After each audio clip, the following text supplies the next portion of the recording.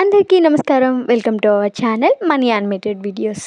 One small kind information అనమాట. మీకు ఏవైనా స్టోరీస్ తెలిసి వాటిని యానిమేషన్ రూపంలో చూడాలనుకుంటే డెఫినెట్లీ కామెంట్ సెక్షన్లో పోస్ట్ చేయండి. నెక్స్ట్ టైం మీకోసం వాటిని యానిమేషన్ రూపంలో ఎడిట్ చేసి మీకోసం నేను మన ఛానల్లో పోస్ట్ చేయడం జరుగుతుంది. మరి ఏమాత్రం ఆలస్యం చేయకుండా let's start our today video. మన చుట్టూ జరిగే ప్రతి విషయం వెనుక ఒక కారణం ఉంటుంది. అలాగే మనం ఆచరించే ప్రతి కర్మలకి ఫలితం కూడా తప్పకుండా ఉంటుంది.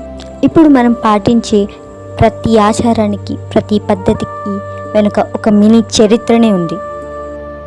అంటారు కదా పెద్దలు, ఏది ఊరికే జరగదని. అలాగే ఏ విషయమైనా జరగడానికి ఖచ్చితంగా కారణం ఉంటుంది. అది ఒక గుడి వెనకైతే అవును, ఎక్కడైతే శక్తి నిక్షిప్తమై ఉంటుందో అక్కడే గుడులని నిర్మిస్తారు. అలాంటి ఒక గుడి గురించి మన ఈ కథ.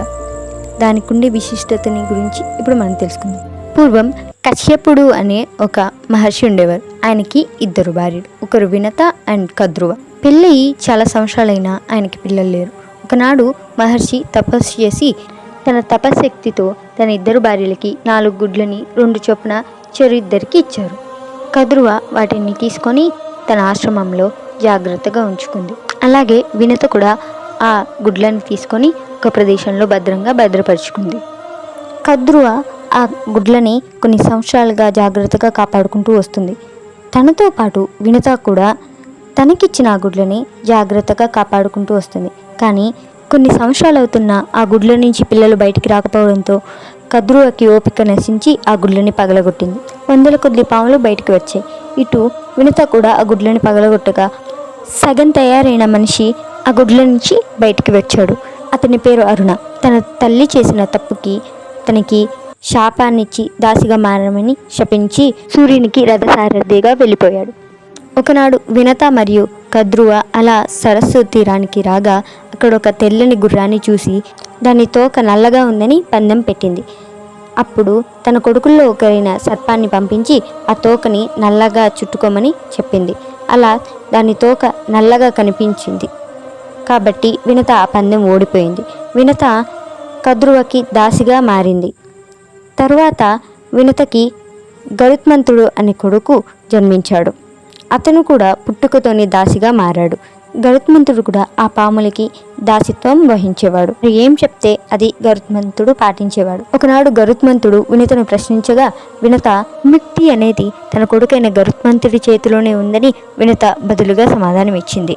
గరుత్మంతుడు సర్పాల దగ్గరికి వెళ్ళి తమకి విముక్తి కలిగించమని అడగగా సర్పాలు అమృతం తెచ్చి ఇవ్వమని ఆదేశించాయి. గరుత్మంతుడు తమ తల్లి ఆశీర్వాదాలతో స్వర్గానికి పయనమయ్యాడు. అలా గాలిలో తేలుతూ స్వర్గానికి చేరుకున్న గరుత్మంతుడు అక్కడ ద్వారపాలకులతో యుద్ధం చేసి స్వర్గ ప్రవేశన చేశాడు. ఇంద్రుడితో యుద్ధం చేసి ఆ అమృతాన్ని దొంగిలించుకొని వచ్చి తిరుగు ప్రయాణం పట్టాడు గరుత్మంతుడు. తన ఆశ్రమానికి వచ్చి ఆ అమృతాన్ని పాములకి పంచాలనుకున్నాడు. అనుకున్నట్టుగానే గరుత్మంతుడు ఆ అమృతాన్ని తెచ్చి సర్పాలకి ఇచ్చి విముక్తిని పొందాడు. కానీ మార్గమధ్యంలో ఆ అమృతం నుంచి 2 చుక్కల అమృతం నేల మీద పడగా అది ఒక అడవిలో పడింది. అమృతానికి ఉన్న దివ్య శక్తితో అమృతం ఒక సరస్సులా మారింది. అందులో స్నానం చేసిన వారెవరికీ మరణం ఉండదు. అలా వేలాది మంది మనుషులు, రాక్షసులు అందులో స్నానం చేయడానికి వచ్చారు. ఇది తెలిసిన దేవతలు మహావిష్ణువు దగ్గరికి వచ్చి ఆ అమృత జలాన్ని మాయం చేయమని కోరారు. మహావిష్ణువు ఆ అమృత జలం పైన ఒక కొండరాయిని అడ్డుగా పెట్టమని చెప్పారు.